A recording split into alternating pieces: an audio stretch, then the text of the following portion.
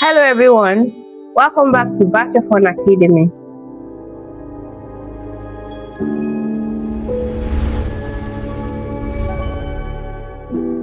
In this lesson, we're looking at two areas students often underestimate: biological drawings and basic biological techniques. You might think drawing in biology simply means looking at a specimen and copying what you see. It doesn't.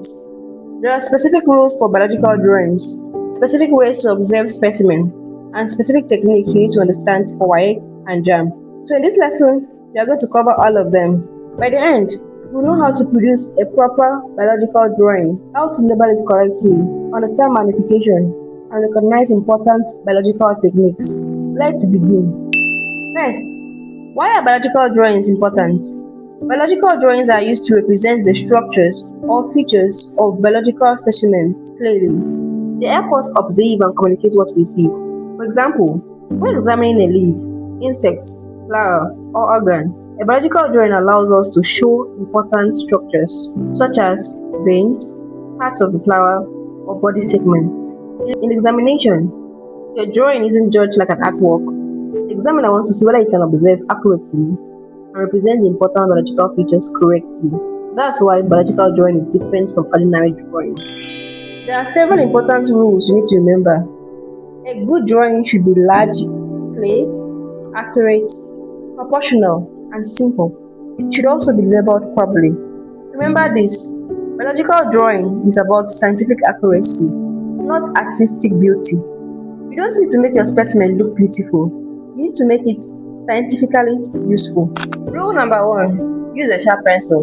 A sharp pencil gives you thin, clean, and precise lines. Avoid using a pen for biological drawing unless the instruction says so.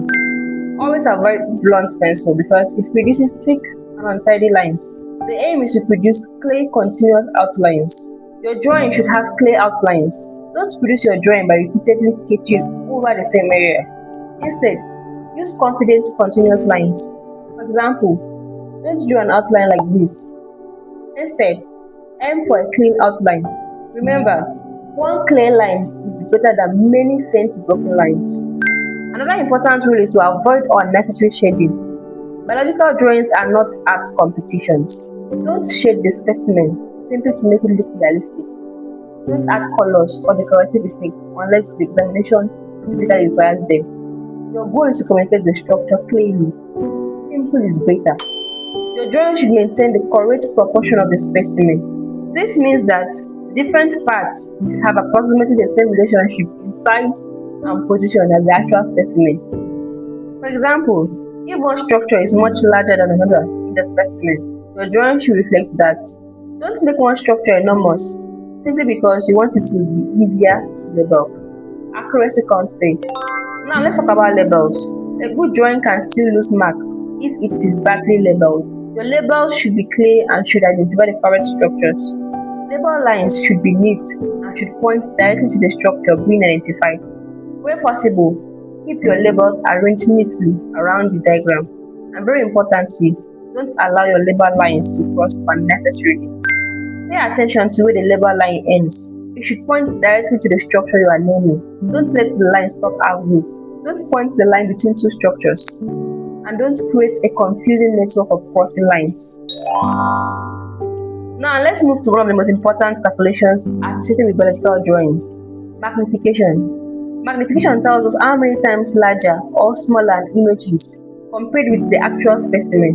For example, if the actual specimen is 2 mm long and its image is 10 mm, the image is 5 times the size of the specimen. Therefore, the magnification is 5 times, written as 5x. Here's the formula you should know: magnification equals image size divided by the actual size.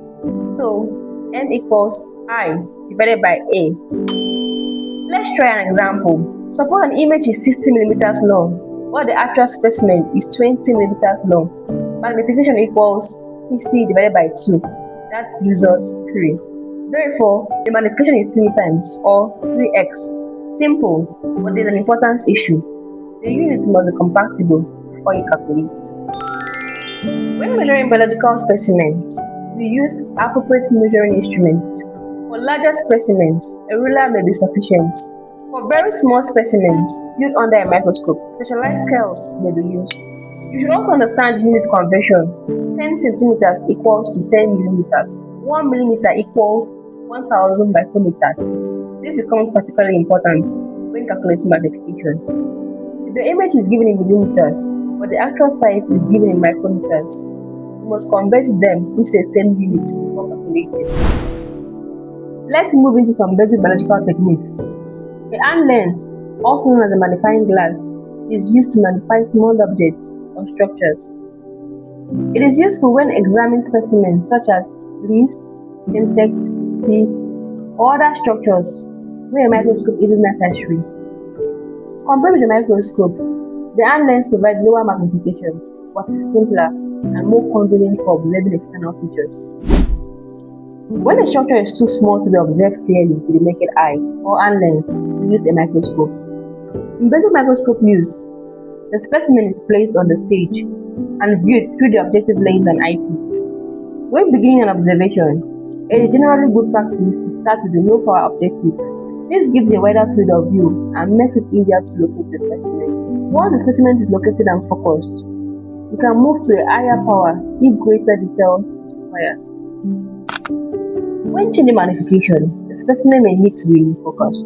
Before a specimen can be examined under a microscope, it may need to be prepared. For example, a plant tissue may be cut into a very tiny section so that light can pass through it. The specimen can then be placed on a microscopic slide. A stable stain will be used to make certain structures more visible. A cover slip is then placed over the specimen. The prepared slide can now be observed under the microscope. Remember, the exact separation method depends on the type of specimen and what you want to observe. Biology is not just about memorizing diagrams. Scientists also need to observe. Good biological observation means carefully examining a specimen and identifying its features. You may observe shape, size, color, texture, number of parts, arrangement of structures, but be careful. Observation is what you actually see or measure, not what you assume. If you see a structure, describe it based on the evidence available. Don't guess what it is. After observation, you need to record your findings. Biological observation may be recorded using drawings, measurements, tables, or written description. The record should be clear and accurate. Don't change your observation simply because you think the result is supposed to be different. In science, we record the evidence we obtain. Observe accurately, record accurately. This distinction is very important. The biological drawing is scientific, while an artistic drawing is creative or aesthetic. In a biological drawing, we focus on accurate structures, proportions, and labels. An artistic drawing may use shading, colors, or decorative effects to make an object look realistic. So if JAMB or WAEC asks you about the characteristics of a proper biological drawing, don't choose the option that emphasizes artistic beauty. Think accuracy, clarity, proportion, labels. Now let's look at some common examination traps. Trap number 1. Biological drawing should be artistic. False. They should be scientific and accurate. Trap number 2. Use a blunt pencil to produce thick outlines. False. Use a sharp pencil for clear lines. Trap number 3. Magnification equals actual size divided by image size. False. It's image size divided by the actual size. Trap number 4. Begin microscope observation with high power. That's not the preferred starting procedure. Start with low power so you can locate and focus on the specimen more easily. Trap number 5. Labels should point directly to the structure they identify. Correct. These little details can become easy marks if you understand them. Alright, let's summarize everything we've learned. A good biological drawing should be large, clear, accurate, proportional, simple, and properly labeled. Use a sharp pencil and avoid unnecessary shading. Remember the magnification formula. Magnification equals image size divided by the actual size. We also looked at basic biological techniques including the use of hand lens, microscope, specimen preparation, observation, measurement, and recording. These are foundational skills that will continue to appear as you study other biology topics. And that is it for this lesson. But remember, watching a biology lesson is not the same as mastering biology. After learning, you need to practice. If you're preparing for WAEC or JAMB, get the biology due pack. Test yourself with topic-based questions and exam-style drills. If you need more guidance, private lessons are also available.